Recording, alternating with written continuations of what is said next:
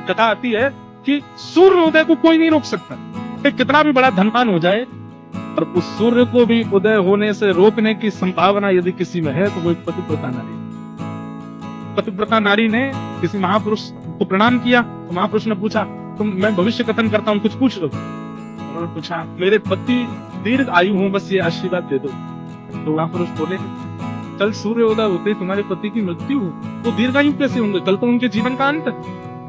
जिस जन्म नक्षत्र में उनका जन्म हुआ और जिस प्रकार उनका पूरा जीवन है, उसके अनुसार तो कल सुबह सूर्य की पहली किरण पृथ्वी पर पड़ेगी और उनके प्राण चले जाएंगे। रोने लगी, बोले ऐसा मत कहिए, मैं पतिव्रता नारी हूँ, अपने पति के बिना रह नहीं पाऊंगी। आचार्य चरण बोले, अब तो कुछ नहीं हो सकता, अब तो चंद घंटे शेष रह गए, सूर्य उदय होगा, हमारे पति चले जाएंगे। तुरंत जाकर के पर्वत पर वो कन्या बैठ गई और बैठ करके उसने कहा, यदि मैंने अपने पति के प्रति पूर्ण निष्ठा रखी हो, पूर्ण भावना रखी हो, कल सूर्य उदय होंगे। क्या बताया 7 दिन तक अंधेरा ही रहा पृथ्वी पर। पृथ्वी ने घूमना बंद कर दिया, वहीं स्थिर हो गई।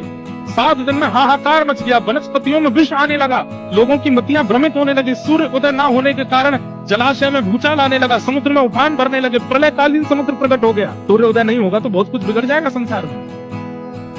अंत तो गत्वा ब्रह्मा जी घबराए, इंद्र घबराए, शिव घबराए, सब घबरा करके ढूंढने लगे हो क्या रहा है।